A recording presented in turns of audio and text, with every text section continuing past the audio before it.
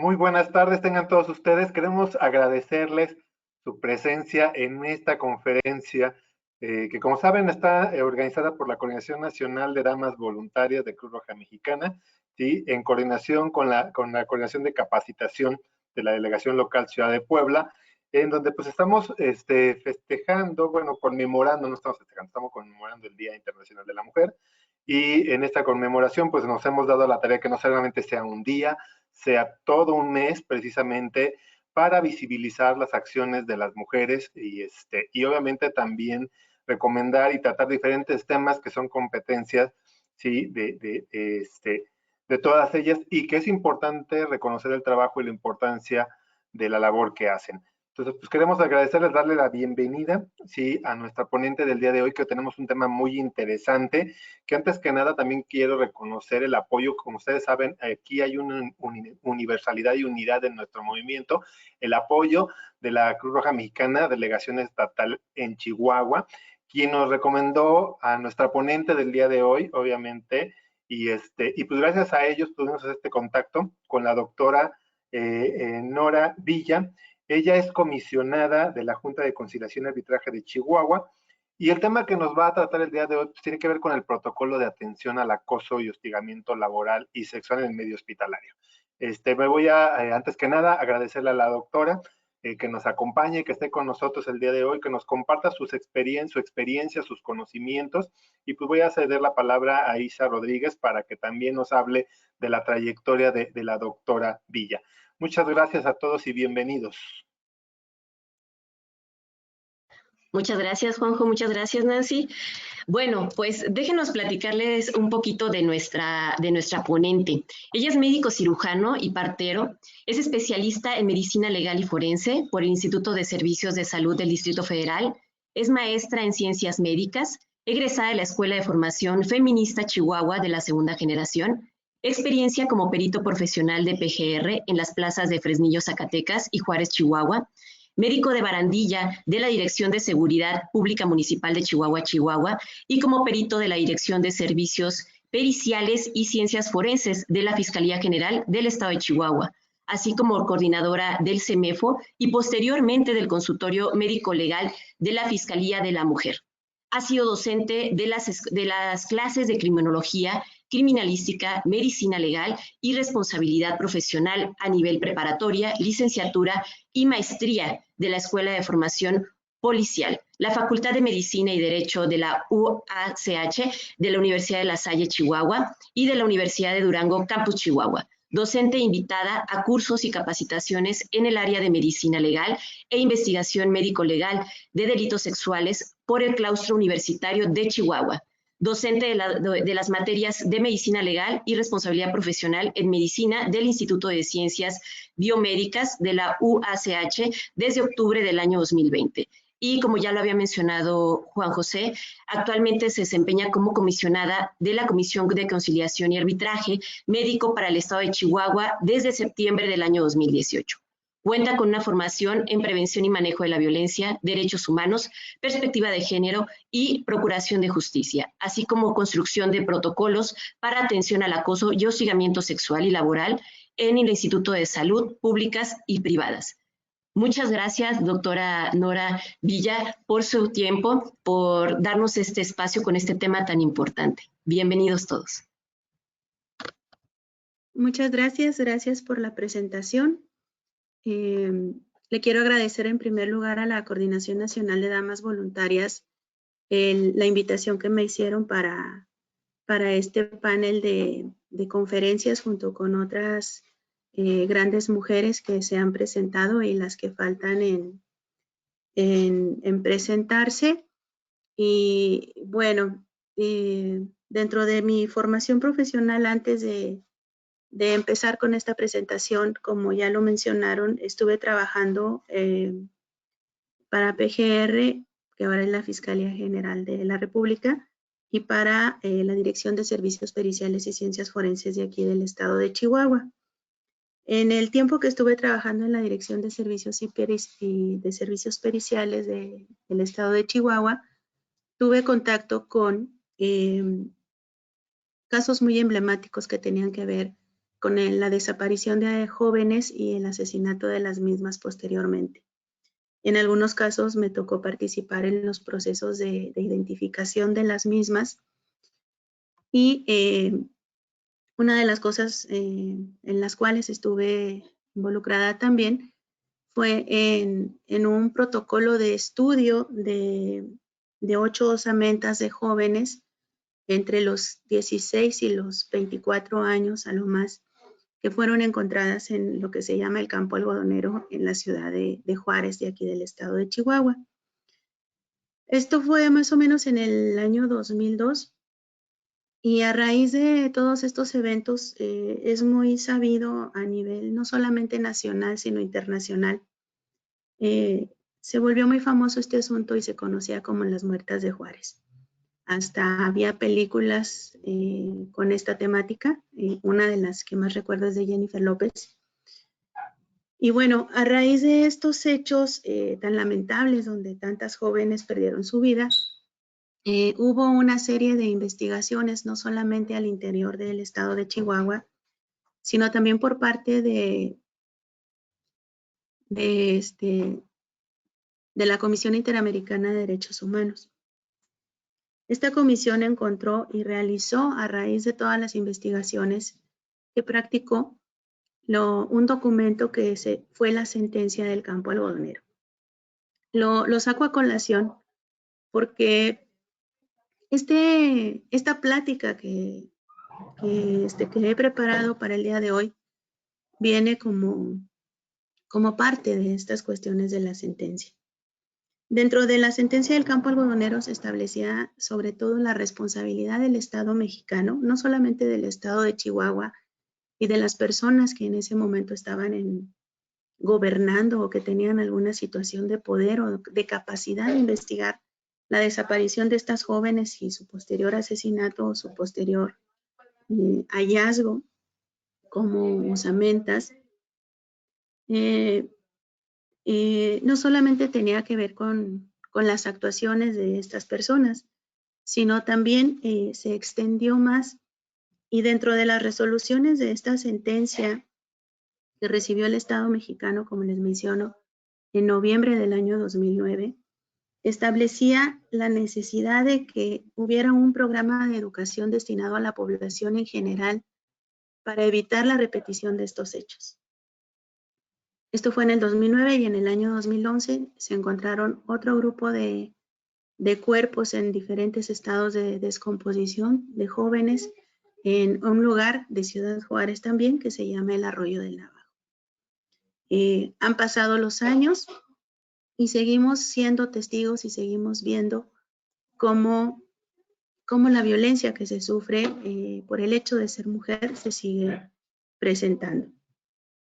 En este tenor y haciendo este señalamiento a este punto resolutivo de la sentencia del campo algodonero que les menciono, que habla de este programa de educación destinado a la población en general, es que surge esta plática.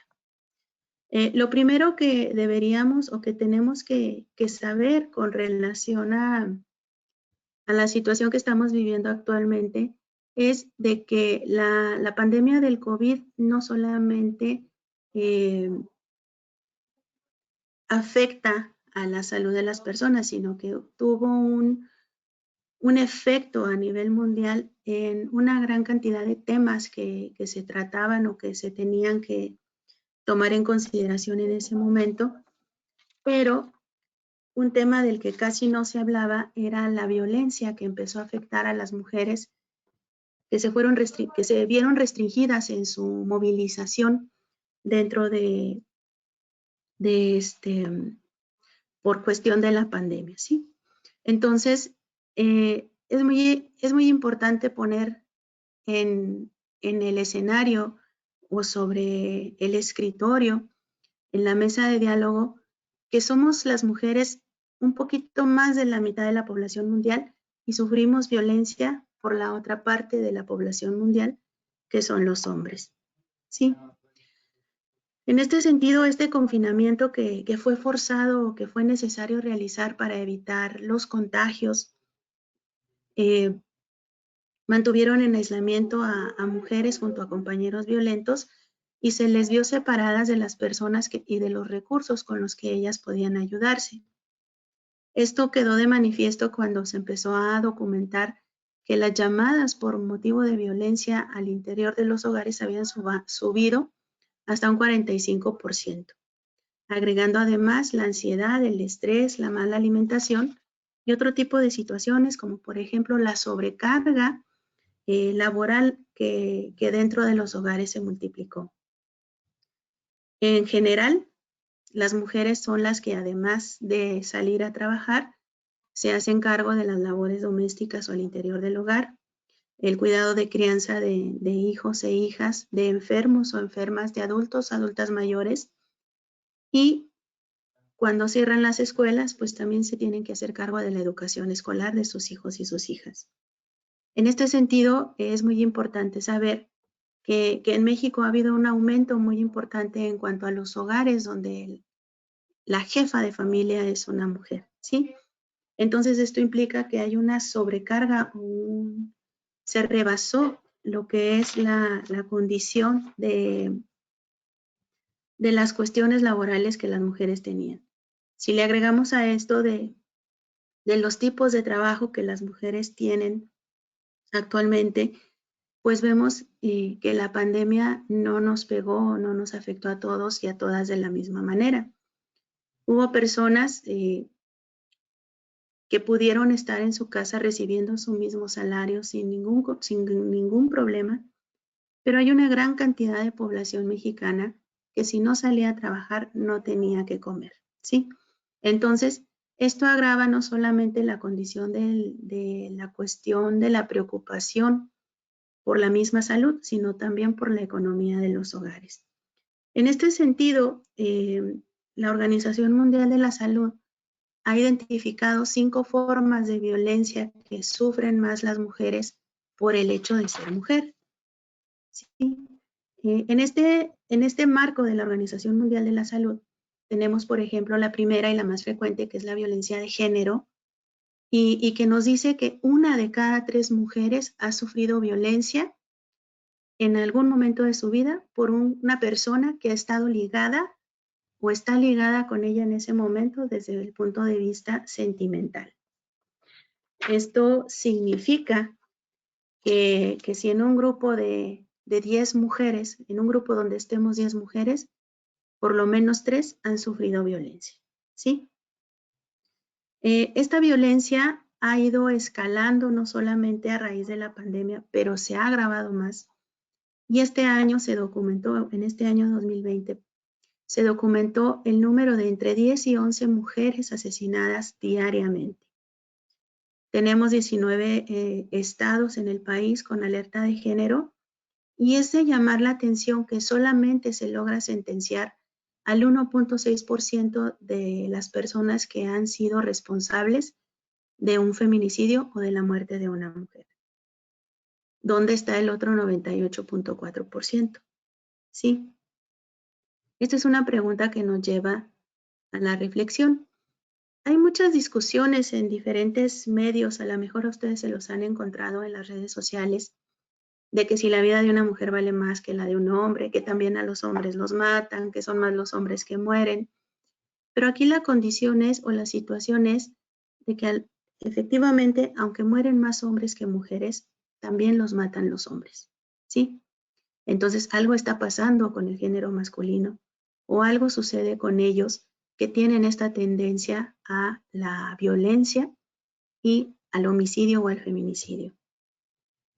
Esto llevó durante mucho tiempo y sobre todo a raíz de lo que les menciono yo del campo algodonero y de los estudios que se empezaron a realizar a partir de los asesinatos de estas jóvenes, surgió la figura del feminicidio, ¿sí? Esta figura del feminicidio fue o se ha ido integrando sobre todo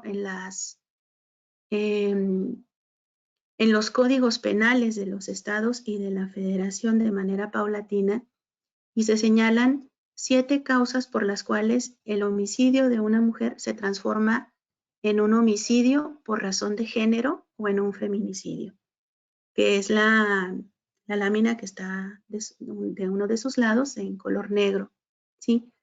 Para que sea feminicidio es la muerte de esta mujer en la que ha habido al menos uno de estos 7 ítems que están señalados como violencia sexual, amenazas previas, violencia previa, y tenemos muchos casos en los medios de comunicación donde se nos informa que han encontrado asesinadas mujeres y que el presunto responsable es una persona ligada emocionalmente con ella, a la cual ella ya le había puesto 1, 2, 3 o más denuncias ante una autoridad judicial. Autoridad judicial que o desestimó los hechos o no le dio el seguimiento adecuado, que sería lo mismo, y que esto provoca otro tipo de forma de violencia que sufren las mujeres, que se llama violencia institucional. ¿Sí? Otra forma de violencia que sufrimos más frecuentemente en las mujeres es la de tipo sexual. Perdón. Dentro de esta violencia de tipo sexual pueden ser acciones directas sobre la persona que va. La más grave pues es la violación, el abuso sexual y el acoso callejero o el acoso sexual, acoso y hostigamiento. Se considera que es una, perdón, se considera que es una violencia sexual porque no existe el consentimiento de la víctima o de la persona que está recibiendo ese acercamiento de tipo sexual para aceptar el intercambio o el derecho y obligación que implica el acto sexual. Entonces, perdón, se considera violencia sexual si no existe un consentimiento o se actúa contra la voluntad de la persona. Hay muchas situaciones en nuestra cotidianidad que implican un consentimiento viciado. El consentimiento viciado significa que ese sí que se obtuvo para un acercamiento de tipo sexual no fue obtenido en igualdad de circunstancias y con libertad de condiciones. ¿Qué significa esto? Que en muchas ocasiones las personas acceden a algún acercamiento de tipo sexual por alguna situación, sobre todo en la cual sienten temor o sienten que su vida puede correr peligro si dicen que no. El consentimiento viciado y que ya está debidamente establecido es cuando se obtiene un sí por parte de niños, niñas o adolescentes y se considera viciado puesto que no tienen la madurez emocional y muchas ocasiones la capacidad suficiente de saber y entender lo que implica involucrarse en un acto sexual o en una relación sexual corta o prolongada. Personas que padecen discapacidad mental, la presencia de un estado de alteración por consumo de drogas o alcohol también genera un consentimiento viciado, puesto que ese consentimiento o ese sí puede estar afectado por la presencia de estas sustancias. Y la otra, que es la que genera el acoso y el hostigamiento, es que exista una condición de superioridad preexistente entre los individuos o entre las personas. En este sentido, el acoso callejero también entra y se considera una violencia sexual porque usualmente los acercamientos son unilaterales. No se, para empezar, muchas ocasiones no se conoce a la persona a la cual va dirigido ese piropo o ese comentario sobre su aspecto físico. La forma en la cual se expresa ese piropo o ese comentario también o tampoco es el más adecuado, ¿sí? Y si la persona que recibe ese piropo expresa, y esto es algo muy frecuente en el caso de las mujeres, si una mujer expresa su desagrado ante este señalamiento, el que da el piropo se molesta o dice que ni que estuvieras tan buena, por ejemplo, ¿sí? El consentimiento para que sea válido tiene que mostrarse y tiene que ser efectivo. Yo aquí le puse que diga sí con entusiasmo, y que no nos quede duda de que quiere estar o no con una persona o que acepta ese acercamiento de tipo sexual que se está haciendo. Es muy importante también saber que si una persona dice que no, cuando tú empiezas a decir, ¿y por qué no? ¿Y por qué no? ¿Y por qué no? Ya estás realizando acciones de hostigamiento para obtener un sí como respuesta. Entonces ahí también, cuando dice que sí, después de 3, ¿por qué no? Ese consentimiento también está viciado. Otro de las situaciones por las cuales las mujeres sufren mayor violencia con relación a los hombres es la trata de seres humanos. Esto implica que 72% de las víctimas que han sido documentadas como parte de este delito de trata son mujeres y niñas. Y de estas mujeres y niñas que representan el 72%, 4 de cada 5 han sido utilizadas para fines de explotación sexual. Entonces, además de la trata, viene la violencia sexual adicional. Y posteriormente también puede haber una violencia física o una violencia de género por otra condición. La mutilación genital femenina, también la Organización de las Naciones Unidas lo marca como otra forma de violencia que las mujeres sufren y que sobre todo está documentada en continentes como el africano, y que se habla que para el año 2020 había alrededor de 4.1 millones de niñas mutiladas. La mutilación genital femenina puede ir desde quitarle el clítoris o quitarle los labios menores y suturar los labios mayores, dejando solamente un pequeño orificio para la salida de la orina y la salida de la sangre menstrual. Y esta sutura que se realiza o este proceso de mutilación usualmente se realiza como un parte o como un ritual de esas comunidades. Y en la noche de bodas, el hombre que se casa con una mujer que tiene esta condición puede abrir con un cuchillo usualmente esta zona para poder entrar a la región vaginal, para poder tener una penetración, ¿sí? Las mutilaciones usualmente no se realizan en las condiciones idóneas de aseo. Pueden llegar a generar incluso hasta la muerte de las niñas que son mutiladas y que puede ser desde el nacimiento hasta que tienen 14 años, ¿sí? Y pues sobre todo genera también un estigma, si se tiene como si no se tiene. Los últimos datos de la Organización de las Naciones Unidas para el año 2020 decía que el país de Mali tiene un 83% de niñas mutiladas de 0 a 14 años, mientras que Somalia tiene el 98% de mujeres adultas mutiladas, y estamos hablando de mujeres adultas de los 15 a los 49 años. Si vemos 15 años, pues aquí todavía, bueno, ya no se considera una mujer adulta a los 15 años, porque ya se alargó lo que es el proceso de la adolescencia hasta los 18, ¿sí? Entonces, también esta condición y esta concepción, esta violencia que las mujeres llegamos a sufrir en el mundo, está arraigada y está justificada por las creencias sociales y culturales de esos países y de esos continentes y de esas culturas en las que nos desenvolvemos. Otra de las formas de violencia que sufren las mujeres es el matrimonio infantil. Y aquí se tiene documentado que 1 de cada 4 niñas menores de 18 años se casa antes de cumplir los 18. La alerta nos dice que cada 2 segundos una niña es obligada a casarse en contra de su voluntad. Cada 2 segundos, ¿sí? Entonces, es una gran cantidad de menores de edad que con su consentimiento o sin su consentimiento pasan a casarse con un hombre adulto, y de esta manera, al ser esposas, pues el hombre adulto puede agredirlas físicamente o sexualmente. Ahora, si hablamos de nuestro país, yo ya les hablé del mundo, pero nuestro país no canta tan mal las rancheras, ¿sí? Ya les platiqué un poquito de Ciudad Juárez, y ahora hablando de la violencia que nosotras como mujeres vivimos, no solamente en los hogares, sino también en los centros de trabajo, La última encuesta que se tiene al respecto es del año 2016.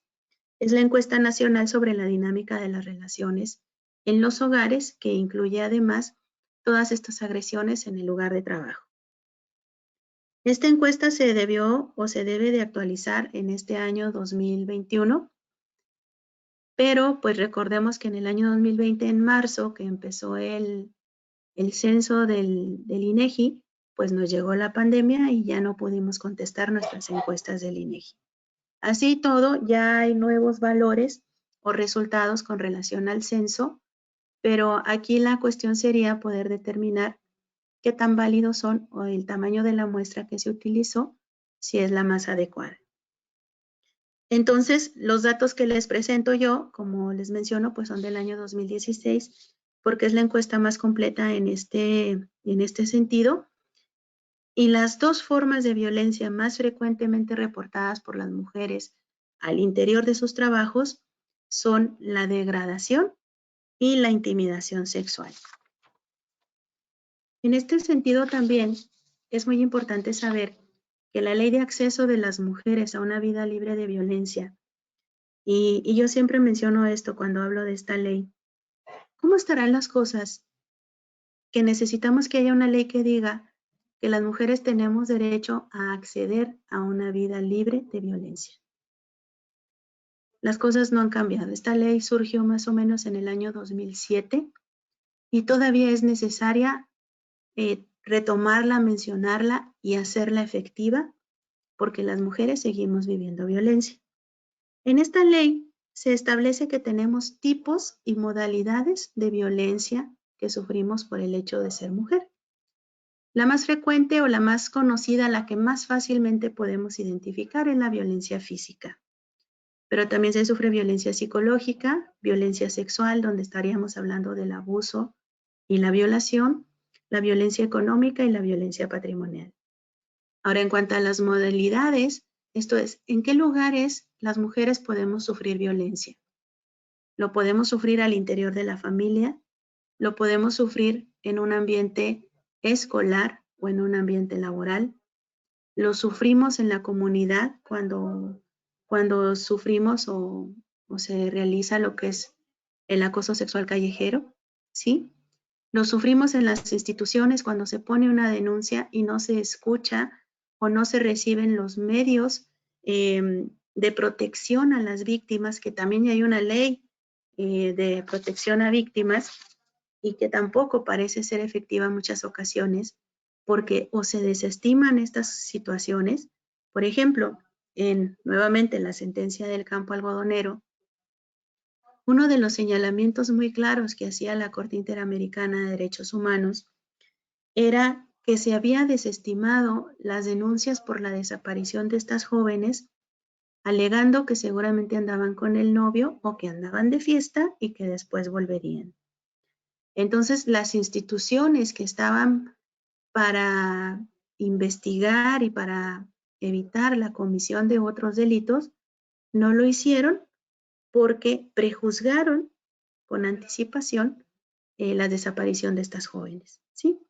Y la última modalidad de violencia, y que es la más grave, es la violencia feminicida, que lleva a la muerte de las mujeres. Este iceberg que está aquí, a mí me gusta mucho porque es muy explícito en cuanto a las formas de violencia que sufrimos. Hay formas de violencia visibles que nos damos cuenta que son, y hay otras formas de violencia que son invisibles o que son muy sutiles, ¿sí?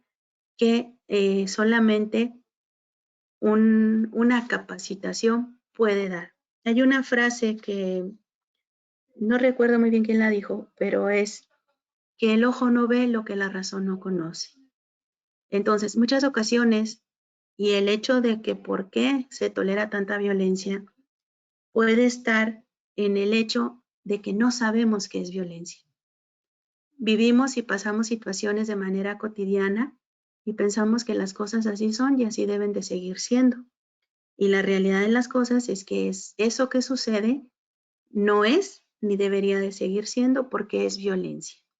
¿Y por qué es violencia? Porque afecta a una persona en particular con relación a su autoimagen, a su seguridad, ¿sí? Y a su propio autoconcepto. Las formas más severas de violencia son el asesinato, la agresión física, la violación, que ya les había mencionado, amenazar, gritar, insultar. Tenemos otras formas de violencia que podemos distinguir como las humillaciones, los desprecios, el culpabilizar a las personas, el chantajearlas emocionalmente. Y tenemos otras formas poco visibles como la publicidad sexista. Los comerciales, las telenovelas, la música, ¿sí? Todo eso que habla de violencia, que habla de abusos, de violaciones, de falta de control de los impulsos muchas ocasiones y que lleva a la violencia social o a la violencia comunitaria. Hay una forma muy invisibilizada de violencia contra las mujeres, que es la violencia simbólica, ¿sí? Y en este sentido, por ejemplo, hay situaciones que se pueden llegar a presentar donde, ¿cuál es el que más se me ocurre? Las estatuas de Pancho Villa, ¿sí? Pancho Villa, reconocido como un revolucionario, a ver si no me cuelgan o me cortan la cabeza por esto que voy a decir, pero todo un revolucionario, un gran estratega, o sea, todas las virtudes que ustedes le quieran poner, pero que en realidad era un avigio, violó una gran cantidad de personas, mató una gran cantidad de mujeres, no le importó si eran niñas pequeñas o si eran ancianas, ¿sí? Y por otro lado, también los historiadores que han escrito en contra de Pancho Villa, pues señalan que esto de que si era estratega o no era estratega, la realidad de las cosas es que siempre mandaba a los soldados primero a atacar y después llegaban ellos, que realmente no había una condición de estrategia.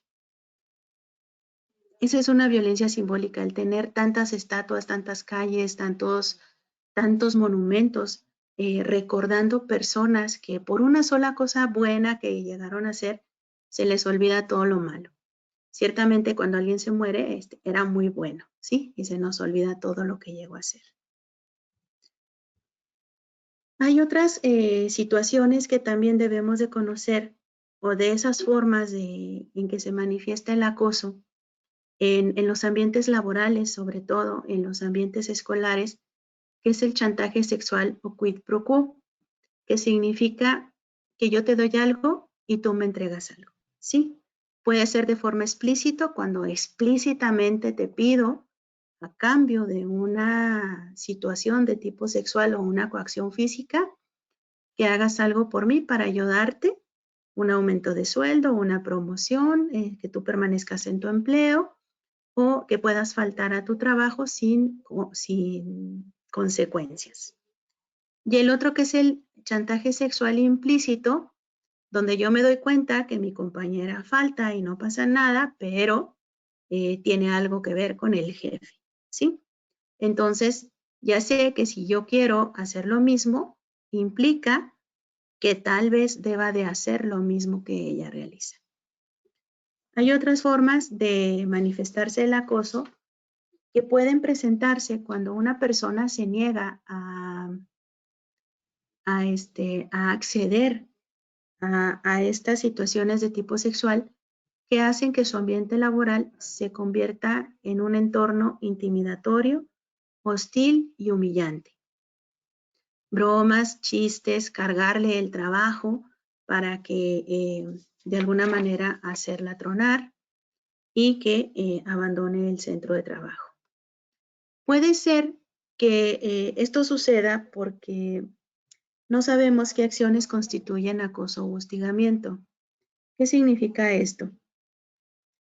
Vamos a ver o vamos a señalar algunas acciones específicas que son violencia y que a lo mejor yo no sabía que lo eran. ¿Sí? ¿Y por qué no sabía que lo eran? Uno, porque nadie me lo había explicado, O 2, porque a mí no me afecta que esto me pase.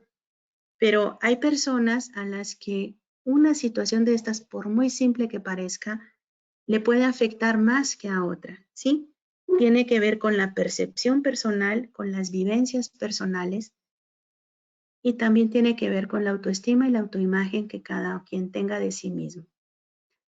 Acciones que constituyen acoso u hostigamiento físico es una violencia física como tal, un tocamiento específico, agarrarle las nalgas, agarrarle el pecho, pellizcarla, acariciarla, sobarle la espaldita, ¿sí? Acercamientos innecesarios, inclinarse hacia la persona para decirle algo, hablarle al oído, susurrarle cosas. Abrazos o besos indeseados, que ahora con esto del coronavirus pues se ha frenado teóricamente, ¿sí? Familiaridades innecesarias como rozar deliberadamente a alguien cuando se está con ella. Y otro tipo de conductas que pueden convertirse en delitos, como por ejemplo agredirlas físicamente o el abuso o la violación sexual. También hay otras situaciones que son de tipo verbal que constituyen acoso y hostigamiento.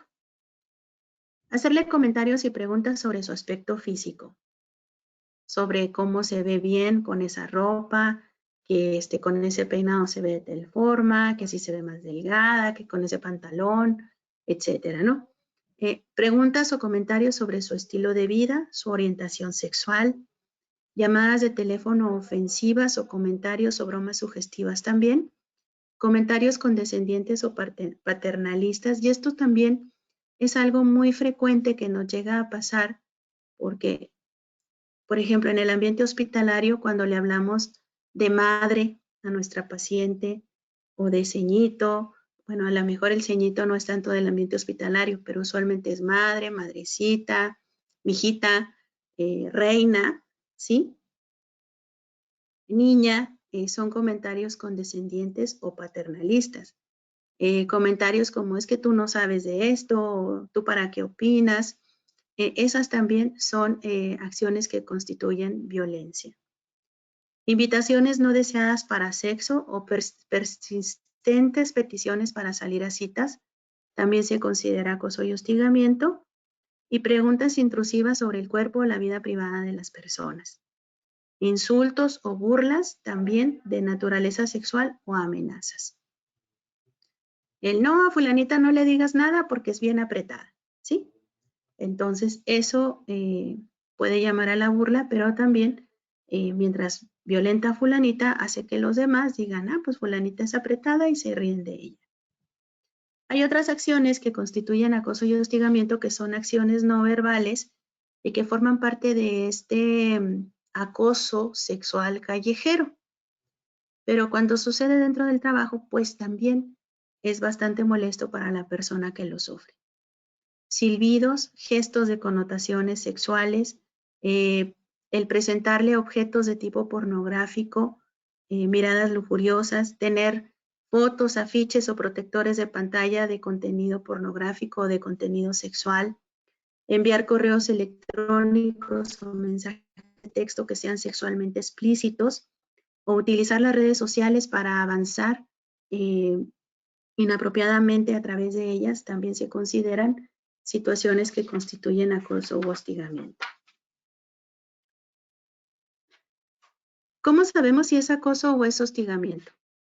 Aquí la situación es de que la diferencia nos las da el tipo de relación que se tiene entre el acosador y la víctima, ¿sí?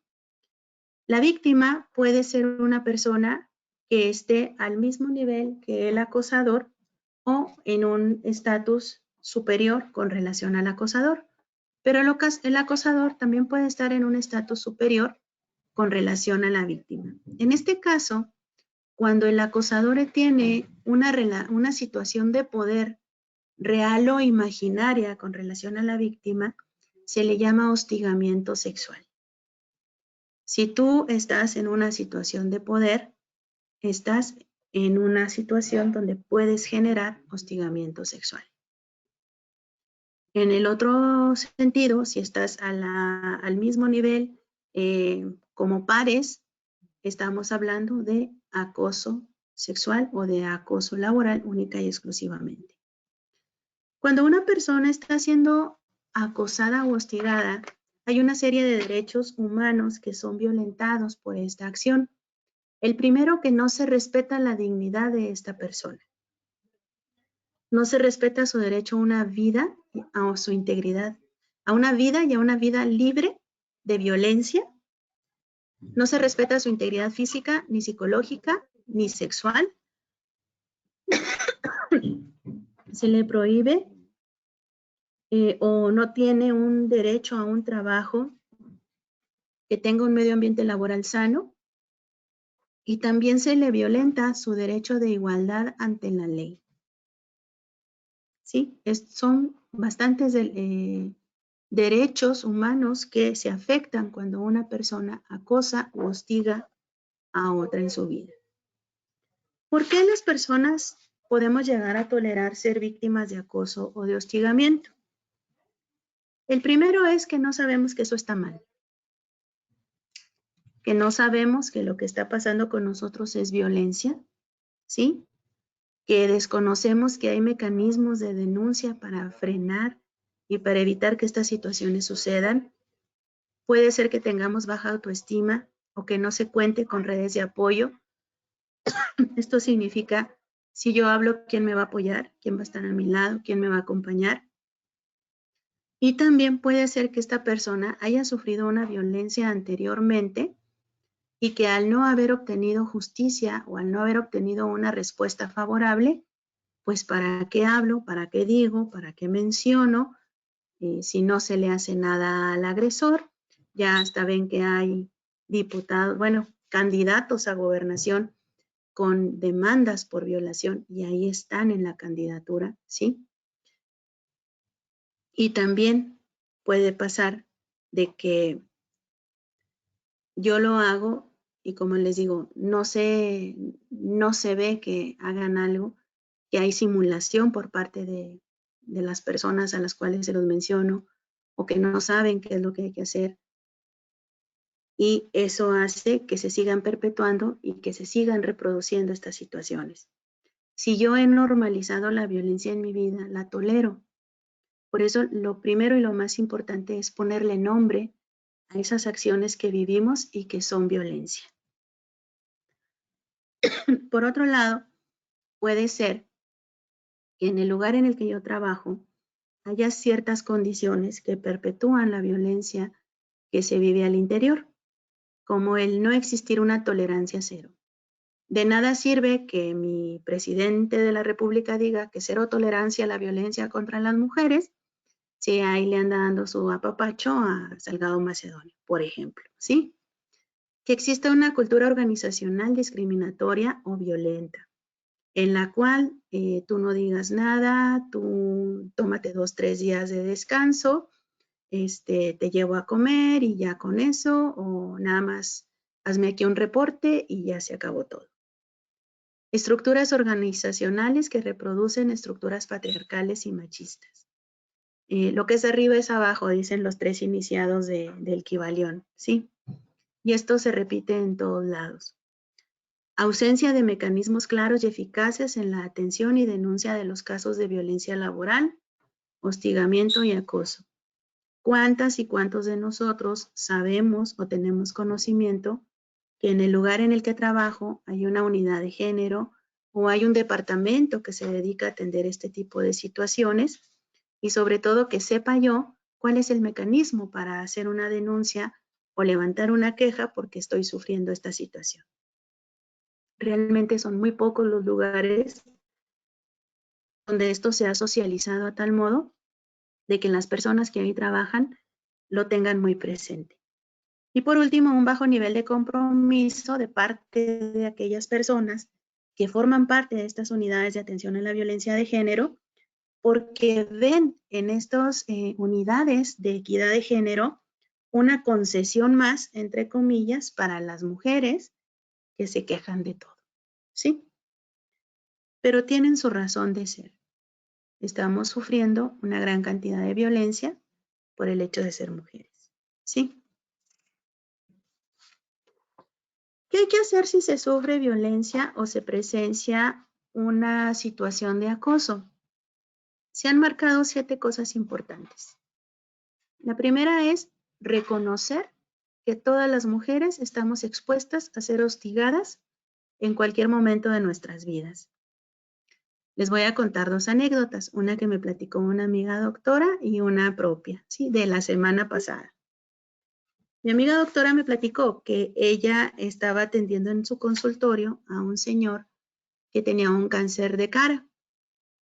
Este señor fue a consulta con su hija y el paciente era él, ¿sí? Tenía ya algunas áreas de su cara muy afectadas, ya había perdido un ojo, ya tenía una amputación parcial de la pirámide nasal, también había perdido un pedazo del labio, así. 2 días después acude este hombre a consulta solo con mi amiga y cuando ella se acerca a revisarlo, él la agarra de los pechos y la besa a la fuerza. ¿Sí? Entonces, en su centro de trabajo, por un paciente en un estado de vulnerabilidad, porque era un paciente con cáncer facial, mi amiga sufrió una agresión sexual. ¿Sí? Otra que a mí me pasó en la calle. Venía yo de la universidad y me toca un semáforo. Está un señor pidiendo una cooperación voluntaria. Está en silla de ruedas y le digo yo que no traigo dinero. Y me pide que baje el vidrio y cuando bajo el vidrio me dice que vaya por él cuando salga yo de mi trabajo porque me conviene ir por él. ¿Sí? Entonces, yo iba en plan de ciudadana, en un vehículo, en un semáforo. Igualmente, es un hombre adulto mayor, porque ya se veía que tenía como unos, a lo mejor estaba corrido sin aceite, ¿no? Pero sus 50 o 60 años sí tenía, y además en silla de ruedas. ¿Qué sucede si yo voy y lo denuncio? Y lo mismo me dijo mi amiga, ¿qué sucede si yo voy y lo denuncio? Va a decir, pero yo como si tengo cáncer facial, o yo como si ando en silla de ruedas, ¿no? ¿Y quién queda como la loca, la histérica, la exagerada? Pues la persona, la mujer que sufrió esta violencia. Independientemente de esto, el acoso no es única y exclusivamente de las mujeres. También hay hombres que sufren acoso o que sufren hostigamiento, pero ellos lo sufren muchas ocasiones por su preferencia sexual, ¿sí? No por el hecho de ser hombres, sino por la preferencia que tienen. El acoso y el hostigamiento afecta a toda la sociedad por varias cosas. Una de las cuestiones que afecta de tipo social es que una persona que ha pasado por un acoso o un hostigamiento puede pasar por un estado de depresión y abandona su centro de trabajo. Hay un lugar vacío donde no se atiende a un grupo de personas que a lo mejor acude ahí a consulta, ¿sí? Y posteriormente hay que buscar a alguien que sustituya a esta persona. Entonces el hostigamiento, aunque el hostigamiento y el acoso no solamente me afectan a mí que sufrí el hostigamiento o el acoso, sino que como una red, ¿sí? Afecta a mi familia, afecta a mi comunidad, afecta a mi trabajo, afecta a mi empleador, ¿sí?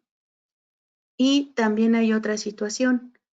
Se permite, se perpetúa que exista acoso y hostigamiento porque de estas cosas no se hablan o a veces son tan vergonzosas haberlas sufrido que no se dicen o se callan. Entonces es muy importante cambiar la cultura en este sentido y empezar a hablar abiertamente de estas situaciones que son acoso y hostigamiento, ponerle nombre y apellido, señalar que esto es acoso o que esto es hostigamiento.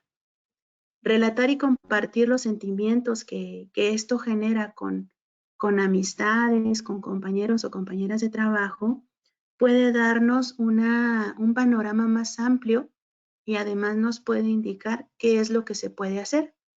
En ocasiones, después de platicar esto, se puede encontrar apoyo, se puede encontrar orientación sobre a dónde acudir o qué hacer. Es muy importante siempre contar con el apoyo de alguna persona de nuestra confianza si es que se decide interponer una denuncia Y la otra cuestión es no dejar pasar mucho tiempo para que las autoridades puedan realizar lo conducente. Esto aplica igual si la denuncia o la queja se levanta ante una autoridad judicial o ante una autoridad jerárquica de mi centro de trabajo. ¿Sí? El Instituto Nacional de las Mujeres tiene desde hace ya algunos años un protocolo de atención de denuncias por acoso y hostigamiento sexual y laboral. Y es este diagrama de flujo que aquí estamos viendo, habla sobre todo de lo que se puede realizar por la vía administrativa. ¿Qué significa esto? El acoso y el hostigamiento pueden llegar a ser un delito, ¿sí? Y en mi trabajo no le van a hacer o no le van a poner una sanción de prisión. Entonces, es diferente si yo denuncio por la vía penal o si yo lo hago por la vía laboral, así lo hago al interior de mi instancia de trabajo o laboral, ¿sí? En la cuestión de tipo administrativo. Son caminos diferentes. Pero si lo hago por la vía administrativa en mi centro de trabajo, debo de realizar por escrito mi denuncia, ¿sí? La cual se va a entregar a una persona que se llama consejera o el primer contacto, ¿sí? Que será probablemente el enlace de la unidad de género de esa dependencia en la que yo estoy. Y esta persona tiene un periodo de 3 días para establecer si se reúnen todos los elementos para acreditar que en esa denuncia se encuentran los elementos suficientes para acreditar un hecho de hostigamiento o de acoso.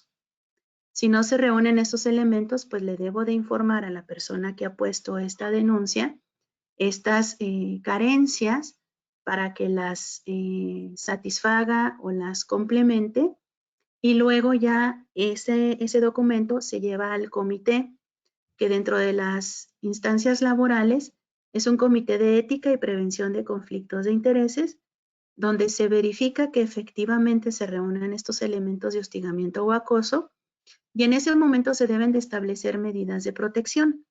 Las medidas de protección dependerán de la instancia o del trabajo o de la escuela en la que yo me encuentro. Por ejemplo, a nivel escolar, las medidas de protección pudieran ser separar, si estas dos personas están en el mismo grupo de escuela, separarlos. Que uno o que una de ellas se vaya a otro turno, que se vaya con otros maestros, que se vaya con otros compañeros. Prohibiciones expresas de estar en el mismo lugar que la víctima, de dirigirle la palabra, de, no sé, de tener algún tipo de contacto, ¿sí? Y esas medidas de protección son efectivas y deberán de aplicarse durante el tiempo que lleve a cabo la investigación del hecho. También una cosa importante que hay que tener en consideración es que en este proceso de investigación, la persona que está siendo señalada como acosador o hostigador también tiene el derecho de réplica, ¿sí?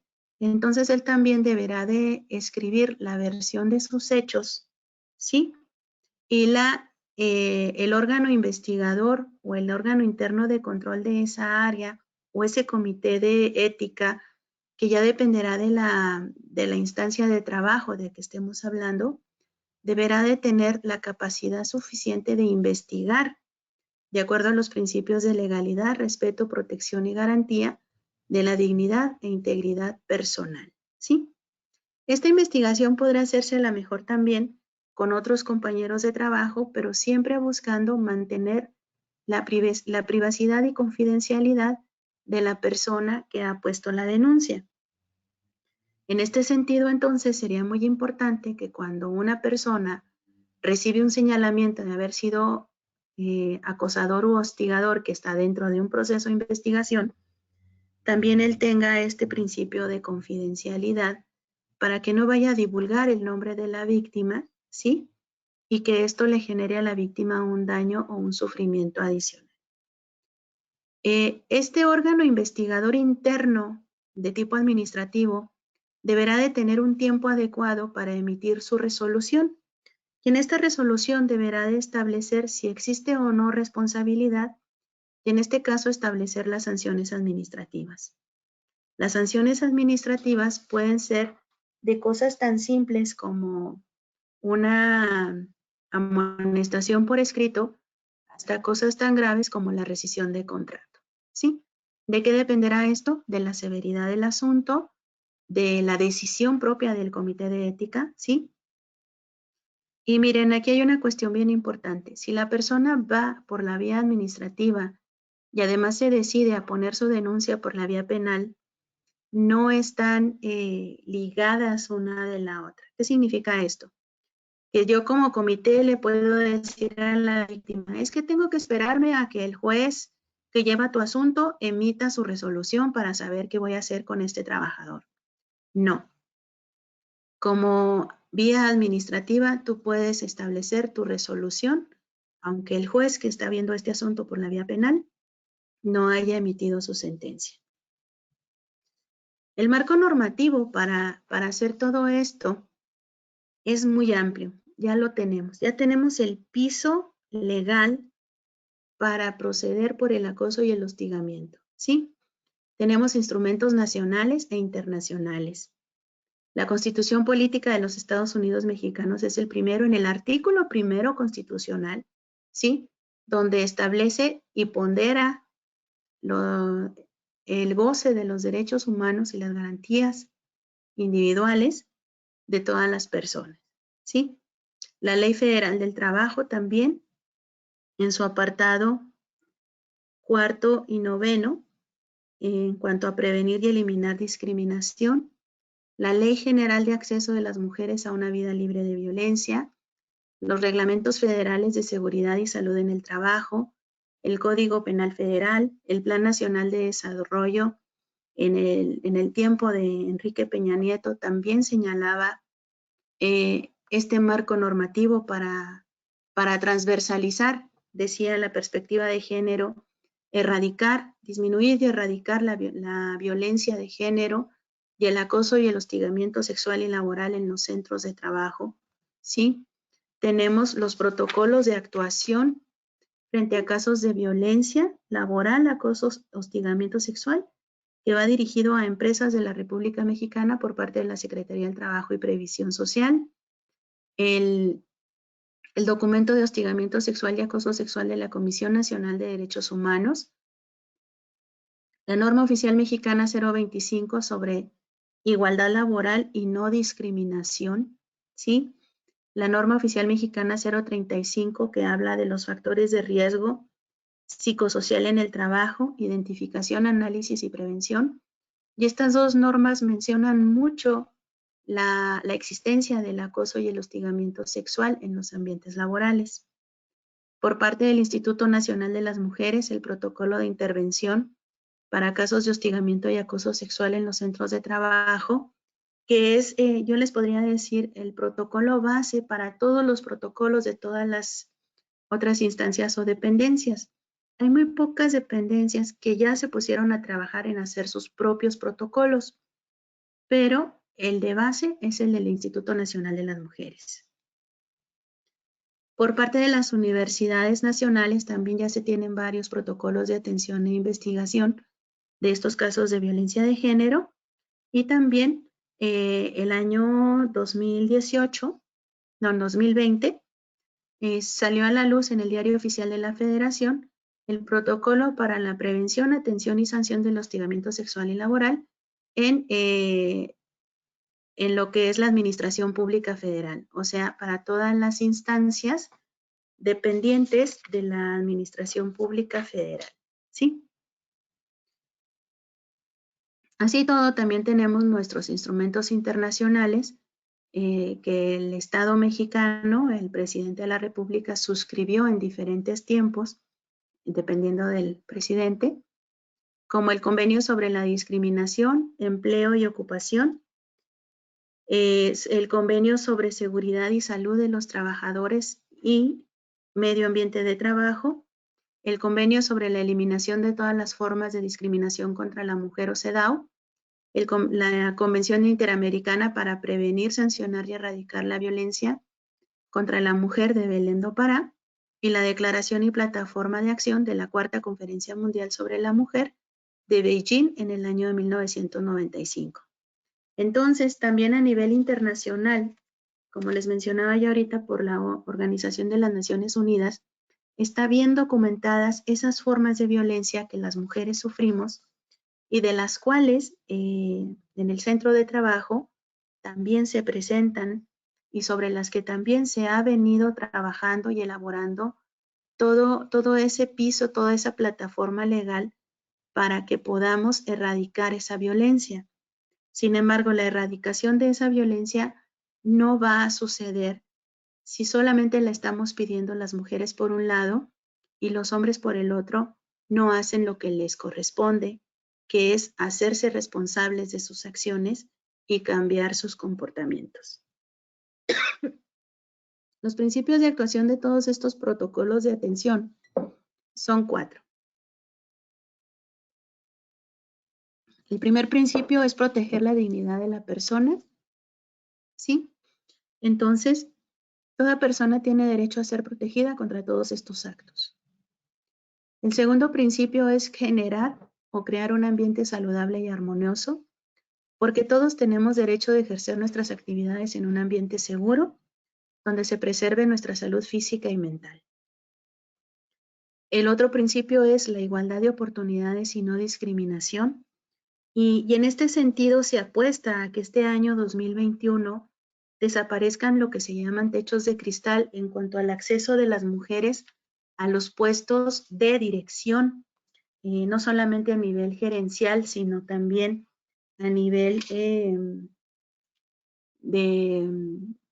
gubernamental, ¿sí?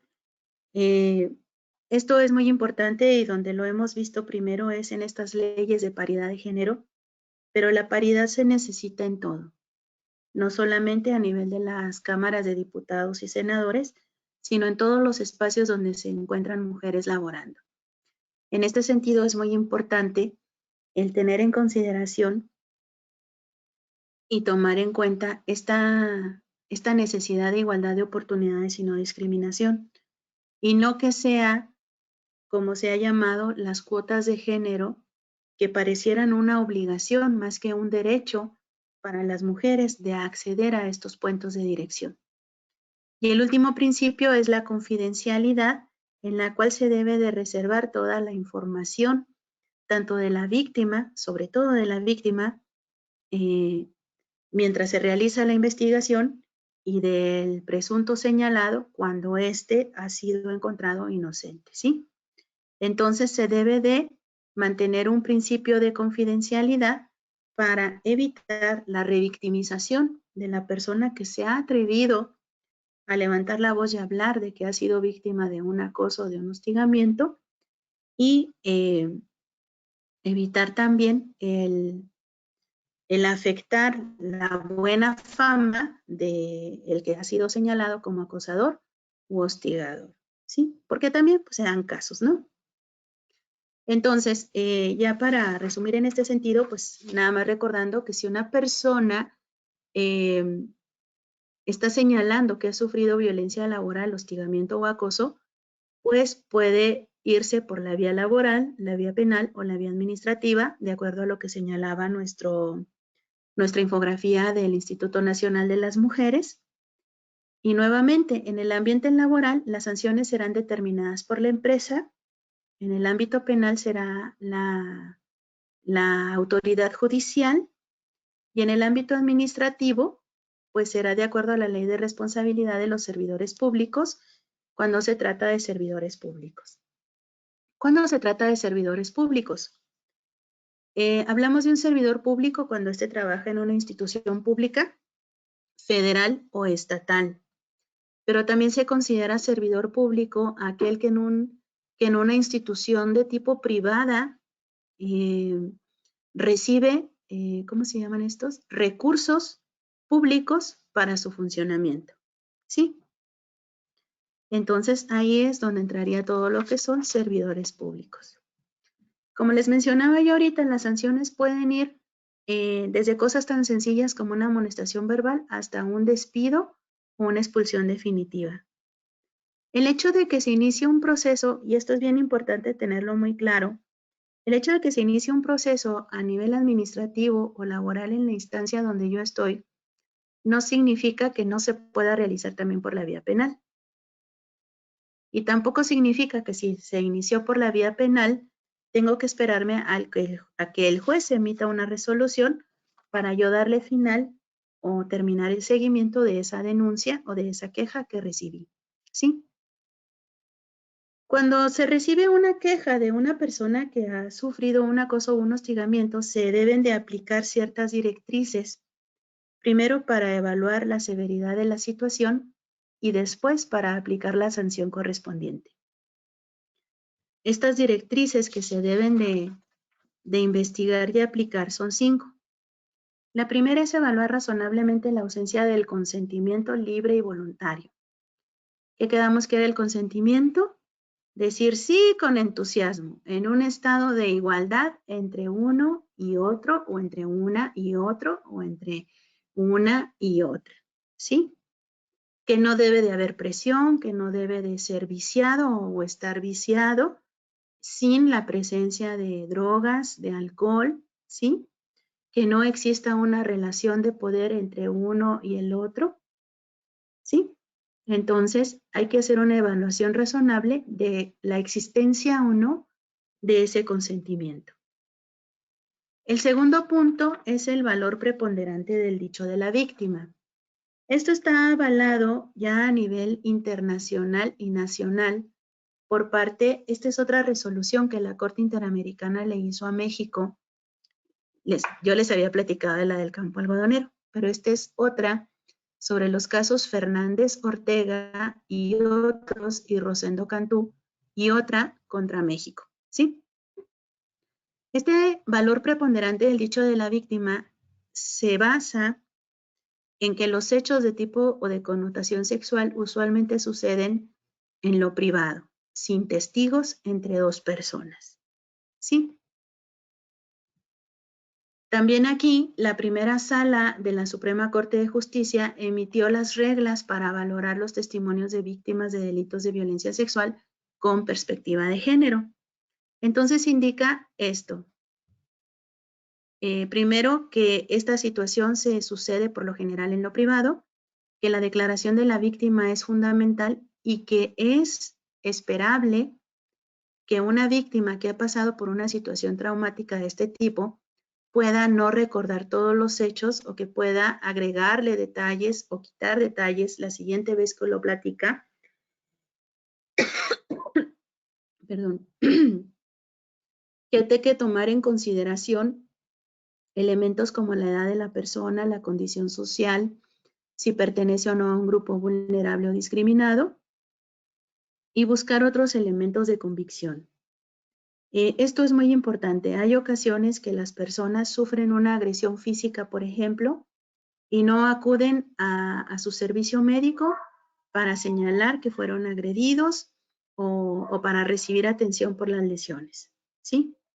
Cuando se trata de violencias de tipo sexual, puede ser que no haya violencia física de por medio, pero la afectación psicoemocional puede existir y entonces lo que se requiere es el antecedente de haber acudido a recibir consulta psicológica o psiquiátrica, porque en muchas ocasiones la violencia de tipo sexual denota o detona más bien una depresión, una ansiedad o un trastorno obsesivo compulsivo o alguna otra condición de tipo psiquiátrico en las personas, ¿sí? ¿Qué otras cosas se deben de buscar? Testimonios de las personas conocidas de las personas involucradas y todo lo que se llama pruebas circunstanciales. Todo esto se debe de valorar con relación al dicho de la víctima para darle peso o no a su declaración. Así y todo, también hay que aplicar lo que se llama el estándar de la persona razonable, en la cual se refiere a la interpretación respecto del significado de ciertas conductas que puedan generar intimidación, exclusión, ofensa, presión o humillación.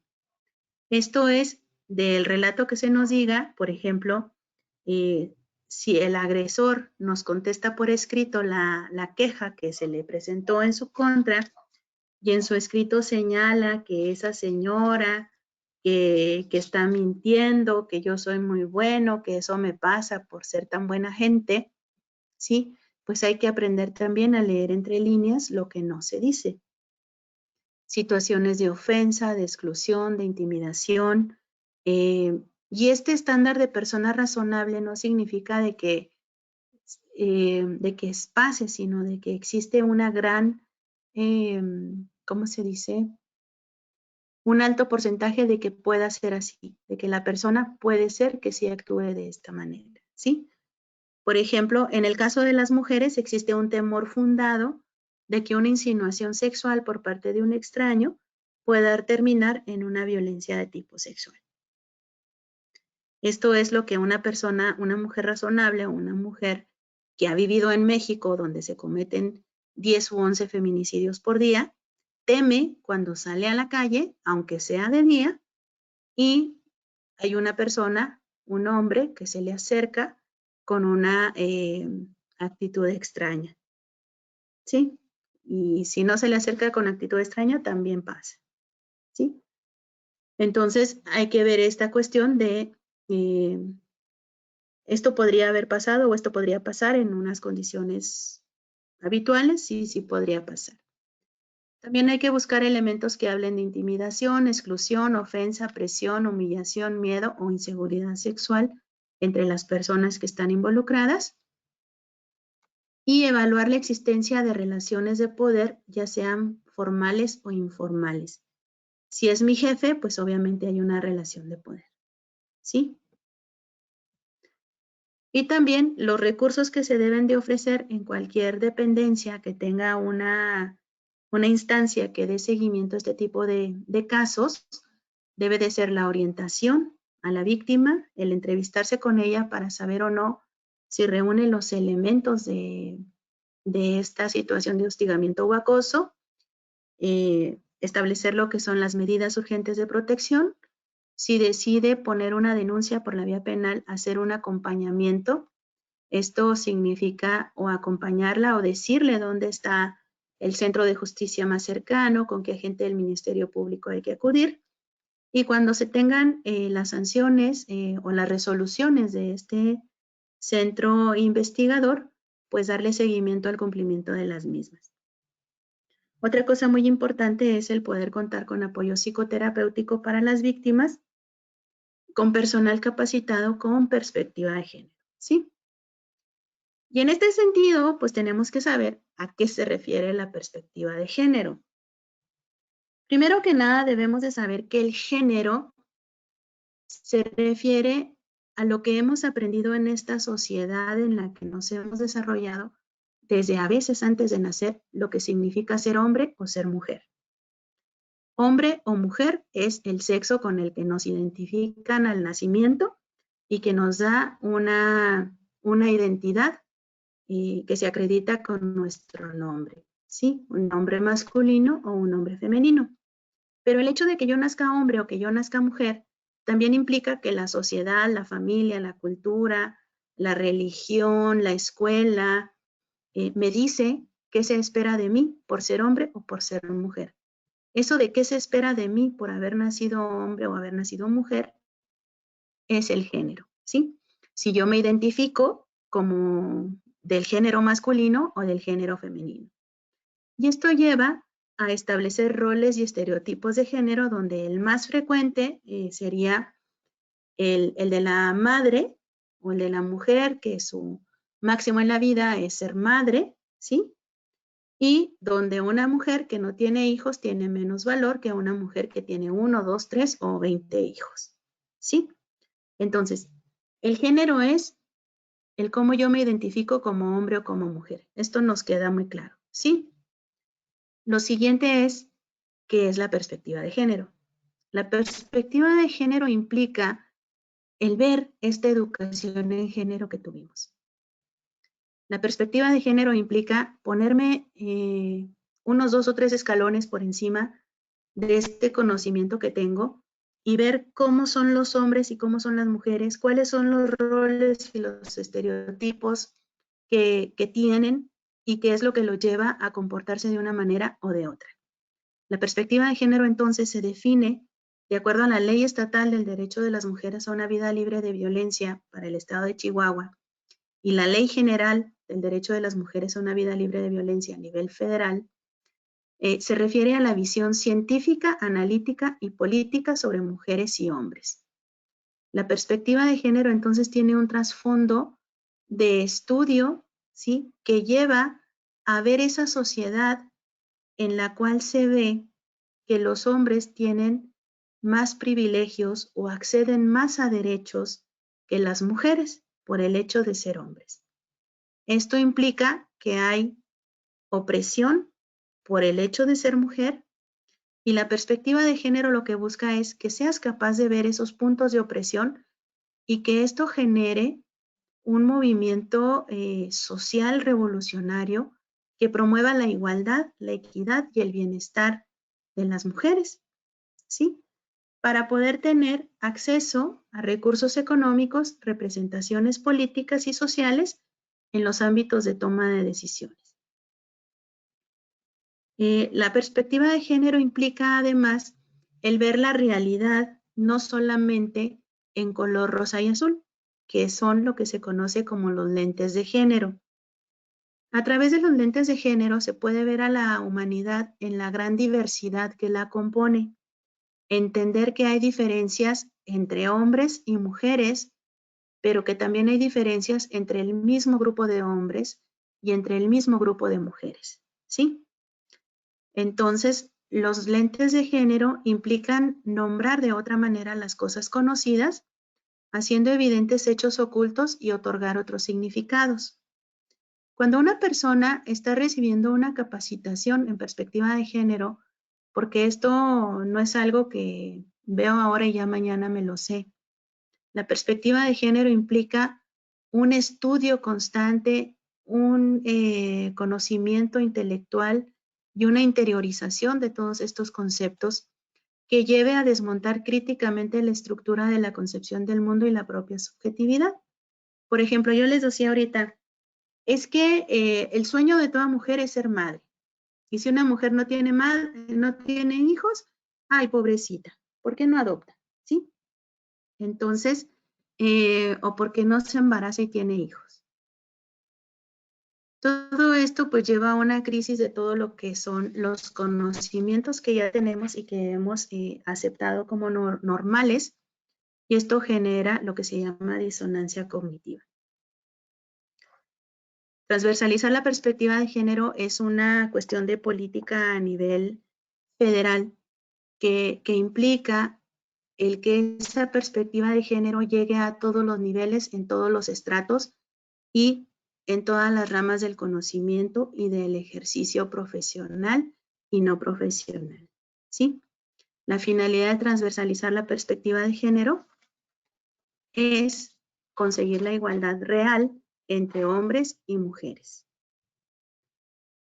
Muy bien. Esto implica que llegue a la igualdad de género, donde las responsabilidades, los derechos y las oportunidades no dependan del sexo con que se nace y que se reconozca además la diversidad que existe entre hombres y mujeres.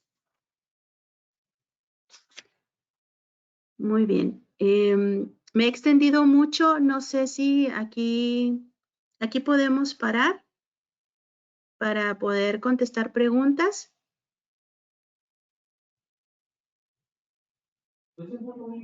La verdad, doctora, muy interesante todo. Y sí, efectivamente, yo creo que Lau nos va a ayudar con las preguntas. Seguramente tenemos muchas, estamos viendo que sí ha generado mucha información que nos es muy útil y seguramente existe. Laura. Doctora, muchas gracias. Déjeme quito mi presentación, perdón.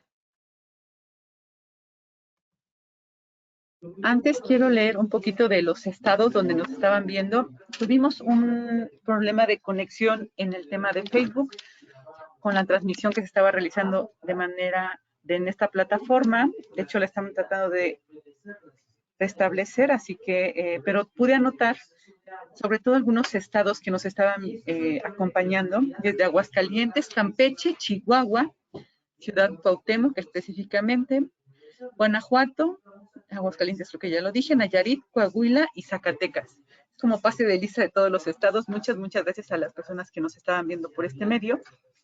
También igual comentarios por parte de Puebla, de la señora Maru de Lara, coordinadora de damas voluntarias en Puebla. Muchas felicidades de Patricia. Felicidades por la organización de esas conferencias. Saludos desde la delegación Morelia. Rosario del Pilar, excelente plática. Felicidades de la delegación de Morelia. Patricia, excelente conferencia. Muy buena orientación y consejo. Felicidades por toda la información. Amiel pregunta, ¿hay un protocolo de acción ante la violencia de género dentro de Cruz Roja Mexicana?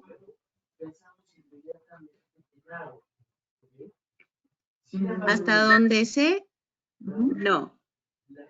La finalidad de esta plática sobre todo es que podamos tener acceso a que existe todo el bagaje legal para poder ponerle un alto a la violencia que se vive.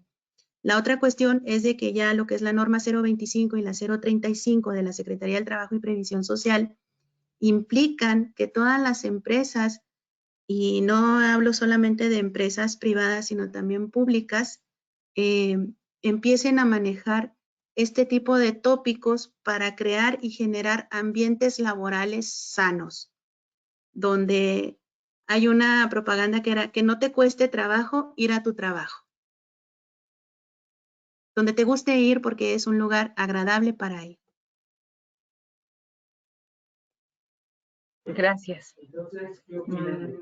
Patricia, de Delegación Morelia, saludos, muchas gracias. Rosa María, de Cuauhtémoc, Chihuahua. Perla, muchas felicidades, muy interesante de la Delegación en Morelia. Gracias por la organización, interesante tema de la coordinación de damas voluntarias de Zona Centro. La señora Carmen Lebrija, qué bien preparada y valiente. Muchas felicidades. Gracias.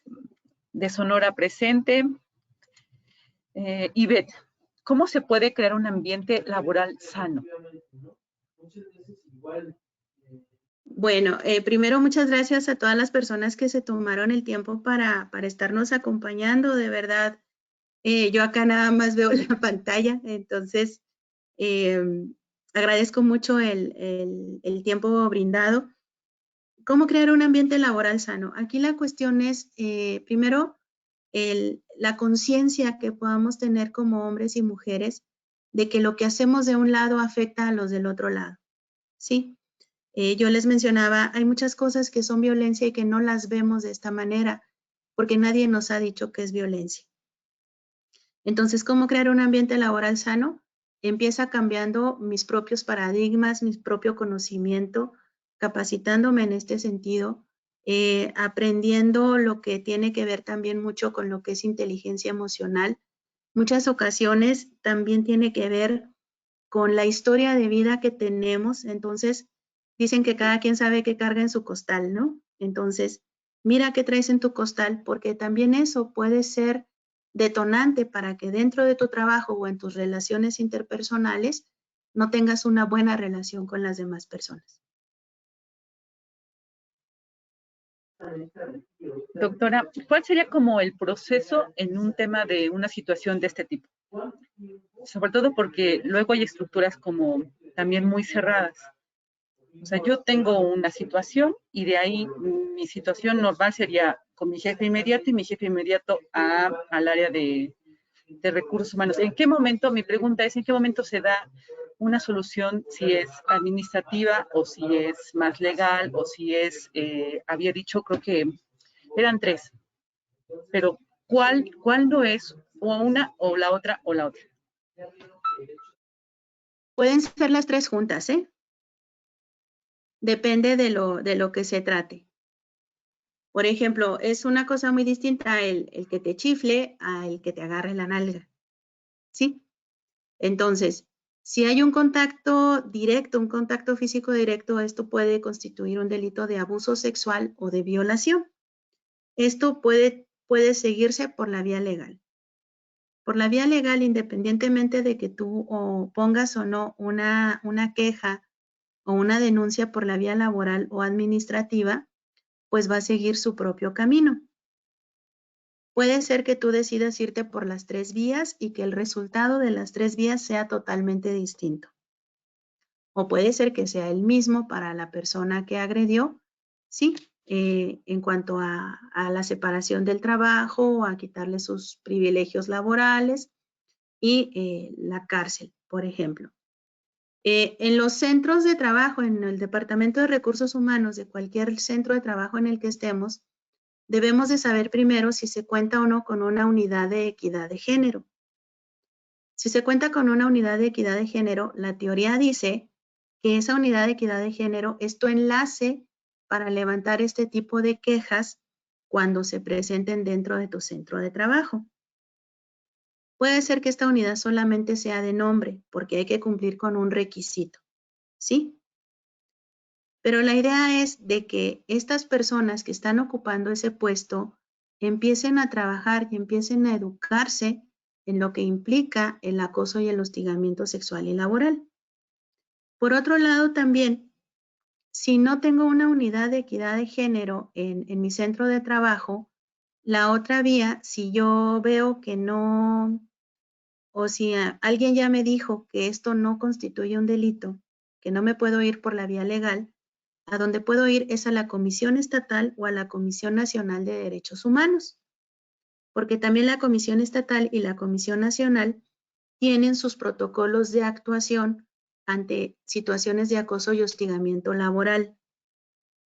Si la Comisión Nacional o Estatal no quiere aceptar mi caso porque a lo mejor es una dependencia no pública, sino una dependencia privada, entonces deberé de acudir al Instituto Nacional de las Mujeres o al Instituto Estatal de las Mujeres del estado en el que me encuentre para que ellas me hagan el acompañamiento y el seguimiento de mi caso. En el caso de los hombres, cuando se trata de que, ¿y los hombres qué? ¿Sí? En el caso de los hombres, cuando han sufrido una agresión de este tipo, pues la vía es la misma, salvo que no van a ir al Instituto Nacional de las Mujeres, ¿sí? Tendrán que acudir, dependiendo también de esta gravedad, podrá ser probablemente a las fiscalías del estado en el cual se encuentren, para que ahí se les da la atención o el seguimiento. Aquí la cuestión es de que las mujeres que hemos sufrido esta violencia de manera reiterativa y constante, nos hemos dedicado a trabajar, a incidir para crear espacios en los cuales podernos sentir seguras. De ahí surgen los centros de justicia para mujeres, el Instituto Nacional de las Mujeres, los institutos estatales de mujeres, porque son una necesidad para nosotras. Entonces, si no hay un instituto estatal de hombres, pues hombres, pónganse a trabajar en eso. Sí. Gracias, doctora. Veo también hay más saludos.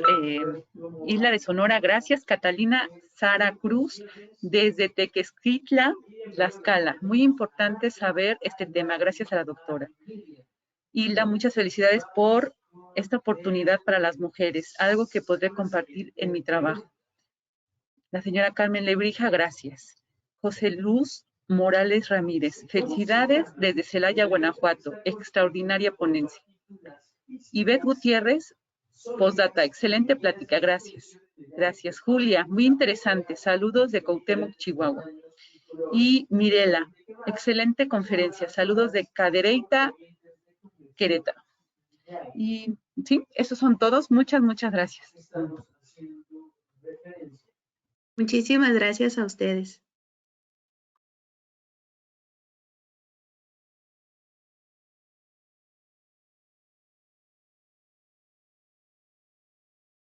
También veo de Querétaro, Iliana Esquivel, muchas gracias.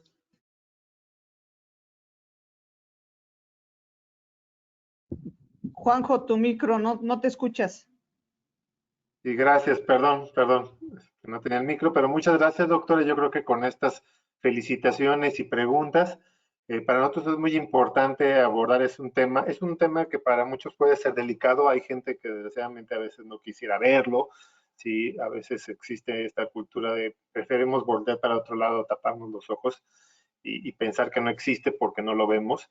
pero como usted nos mostraba en este iceberg, donde realmente vemos lo de arriba y no vemos todo lo que está abajo, y pues está cada vez más visible y es más demandado como una necesidad social para generar entornos seguros, dignos, y no solamente para las mujeres, para todas las personas. Yo creo que también es parte de lo que nosotros como Cruz Roja en nuestros principios manejamos, la dignidad de las personas y trabajar por ello. Yo creo que también eso es muy importante dimensionarlo, que de repente pues podemos decir en tal organización o en nuestros trabajos, en nuestros entornos laborales no existe esto, pero pues estamos para construirlo precisamente. Y como yo creo que también yo tomo algo que usted dijo en su plática, que cosas que no están construidas, que se tiene que trabajar y que no sabemos de ello. De hecho muchas de las cosas que comenta usted, muchos no lo sabíamos. Yo la verdad me quedé pasmado de la cantidad de información, de los casos, de las perspectivas que nos plantea y que dijimos en el fondo cuando hacemos una reflexión, dijimos, es verdad, o sea, nos enfrentamos a esto, pero de repente no sabemos, realmente es nuestra misma ignorancia la que nos lleva a decir, pues no sé cómo abordar el tema, no sé cómo tratarlo, no sé cómo se lleva esto, lo desconozco, pero también con esto se abre la posibilidad de que tenemos, como usted lo acaba de decir, acercarnos a los que saben, ¿sí? Que nos orienten, que nos ayuden a construir protocolos, que nos den la orientación adecuada para nosotros poder pues mejorar efectivamente estas condiciones de vida, ¿sí? De todos los que estamos llevando una relación social, porque al final de cuentas nuestro trabajo entre compañeros, sean hombres, sean mujeres, sea mixto, pues es una relación laboral, es una relación de compañerismo, cuando lo vemos en el voluntariado también, ¿no? Entonces, es una relación social. Entonces, yo creo que todo esto nos está llevando a mejorar las formas de convivencia social.